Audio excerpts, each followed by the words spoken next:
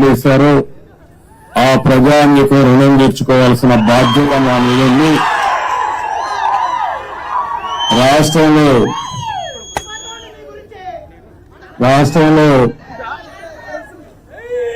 ఎక్కువ ఓట్లు ఉన్న ప్రాంతం ఎక్కువ పడింది. ఈస్ట్ గోదావరి, వెస్ట్ గోదావరి తర్వాత విశాఖపట్నం అయితే 5 లక్షల ఓట్లు పడ్డాయి. ఒక్కొక్క నియోజకవర్గంలో 70-80 వేల ఓట్లు పడ్డాయి. ఇక్కడ కూడా రమేష్ గారిని మీరు ఎంపీగా గెలిపించారు, అనిత గారిని ఎమ్మెల్యేగా గెలిపించారు. మామూలు మెజార్టీ కాదు, కళ్ళ తిరిగిన మెజార్టీతో గెలిపించారు. అందుకే నేను కూడా మీ రుణం తీర్చుకోవాలని నేరుగా ఇక్కడికే వచ్చా. నేను ఒకటే మీ అందరికీ విజ్ఞప్తి చేస్తున్నా, భగవంతుడు నాకు ఎంత శక్తి ఇస్తే అంత శక్తి ఉపయోగించి మీ రుణం తెచ్చుకుంటాం. ఈరోజు మీరు చూస్తే ఒక పక్క తెలుగుదేశం, ఇంకో పక్క జనసేన, ఇంకో పక్క బీజేపీ, 3 పార్టీలు కూడా కూటమిగా ఏర్పడి ఎన్డీఏలో మనం ముందుకు పోయాం. మీరు చూస్తే ఏదైతే అరాచకాలు చేసిన వ్యక్తిని, తప్పులు చేసిన వ్యక్తిని ప్రజాకోర్టులో ఏ విధంగా శిక్షించారో మొన్న ఎన్నికల ఒక ఉదాహరణ మాత్రం. ఎవరైనా సరే రాజకీయాల్లో విడిగితే వాళ్ళని కరెక్ట్ చేసే శక్తి మా ప్రజానీకానికి ఉంది. అదే మొన్న జరిగింది. ఈరోజు నేను ఎన్నోసార్లు మేమందరం చెప్పాం, ప్రజలు గెలవాలి, రాష్ట్రం నిలదొక్కోవాలి. ప్రజలు గెలిచారు, గెలిపించారు. రాష్ట్రం నిలదొక్కోవడానికి మా బాధ్యత మేము చేస్తాం. మీరు కూడా పూర్తిగా సహకరించమని ప్రజలందరినీ కోరుకుంటున్నాం.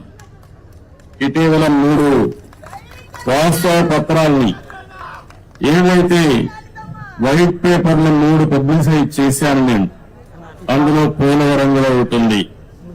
ఈరోజు నేరుగా పోలవరం కెనాల్ కోసం వచ్చాను. ఉత్తరాంధ్ర సుజల స్రవంతి, ఈ ఉత్తరాంధ్ర సుజల స్రవంతి పూర్తి చేస్తే అనకాపల్లి జిల్లా గాని ఈ ప్రాంతం అంతా కూడా బ్రహ్మాండంగా అభివృద్ధి అయ్యే పరిస్థితి వస్తుంది. ఒక్క అనకాపల్లి జిల్లాలో 2,80,000 ఎకరాలకు నీళ్లు ఇచ్చే అవకాశం వస్తుంది.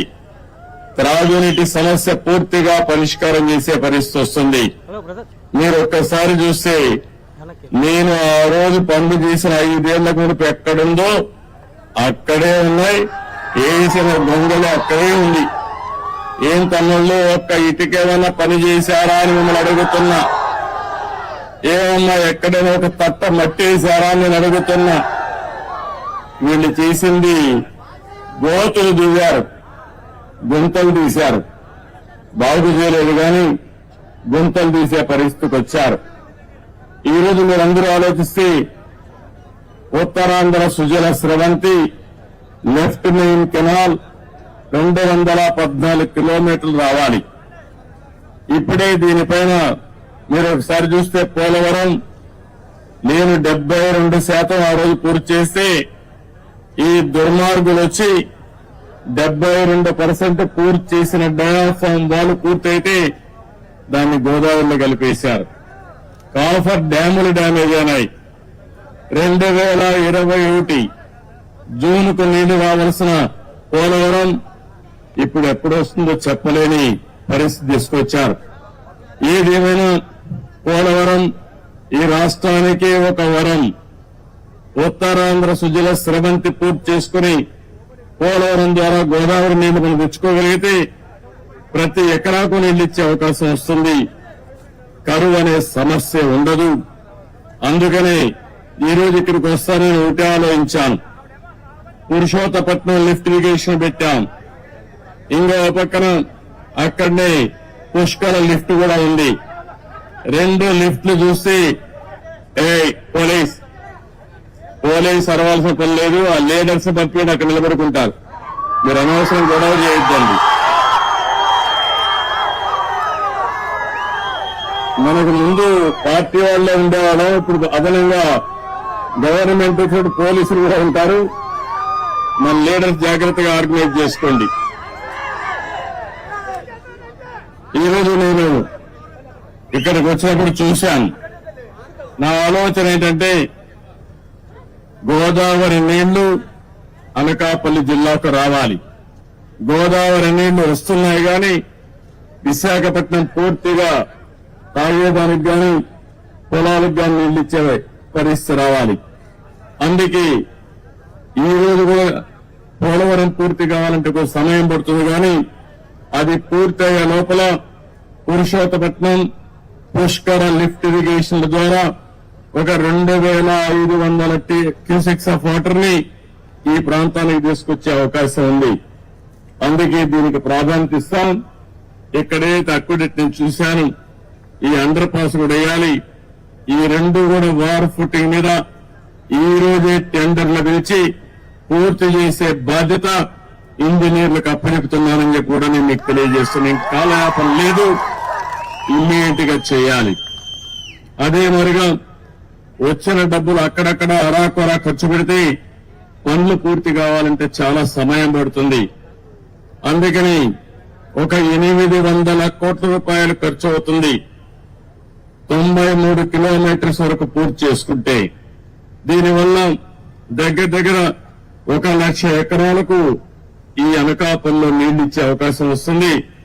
ఇప్పుడే ప్రారంభించమంటున్నా. ఎంత వీలైతే అంత తొందరలో పూర్తి చేసి ఉత్తరాంధ్ర సుజల శ్రవంతి ద్వారా ఉత్తరాంధ్ర ప్రజానీకు రుణం తెచ్చుకుంటాం. అది పూర్తి చేసిన తర్వాత ఫర్దర్ గా ముందుకు తీసుకుపోతాం. ఇప్పుడు మనకుండే ఇన్ఫ్రాస్ట్రక్చర్ అంతా ఉపయోగించుకుని ఎక్కడికక్కడ నీళ్లు ఇచ్చుకుంటూ అక్కడి నుంచి ఇంకా ముందుకు పోతే మెరుగైన ఫలితాలు వస్తాయి. ఈ రోజు నేను అన్ని చూశాను, క్షేత్రస్థాయిలో ఇన్స్పెక్షన్ చేశాను. రేపు అధికారులందరూ కూడా యాక్షన్ ప్లాన్ తయారు చేయమంటున్నా. యాక్షన్ ప్లాన్ తయారు చేసిన తర్వాత ఏమేం చేయాలో దాని ప్రకారం చేస్తామని చెప్పి కూడా నేను మీకు తెలియజేస్తున్నా. ఈ ప్రాజెక్టు పూర్తయితే 214 కిలోమీటర్లకు పూర్తి చేయాలి. మన ఈస్ట్ గోదావరికి విశాఖపట్నానికి త్రాగునీరు సాగునీరు రెండూ వస్తాయి. దగ్గర 4,00,000 ఎకరాలకు సాగునీరు ఇచ్చే అవకాశం ఉంది. 23 టీఎంసీ నీళ్లతో దగ్గర మీరు చూస్తే ఈ ప్రాంతంలో పెద్ద ఎత్తున త్రాగునీటి సమస్య కూడా విశాఖపట్నమే కాకుండా అనకాపల్లి జిల్లా పూర్తిగా ఇంటింటికి ఏదైతే మేము ఎలక్షన్ మేనిఫెస్టోలో పెట్టామో కొళాయి ద్వారా నీళ్లిచ్చే బాధ్యత తీసుకుంటామని చెప్పి కూడా నేను మీకు తెలియజేస్తున్నా. ఇవన్నీ కూడా చేయడం కోసం ఈరోజు నేను ఒకటే చెప్పాను, దీన్ని మనం పూర్తి చేయాల్సిన అవసరం ఉంది. ఇప్పుడే నేను చెప్పిన ఫిగర్స్ లో కూడా మన వాళ్ళు చెప్పింది 800 కోట్ల రూపాయలు ఖర్చు పెడితే 93వ కిలోమీటర్ వరకు 2,20,000 ఎకరాలకు నీళ్లు ఇస్తాం, సాగునీరు ఇస్తాం.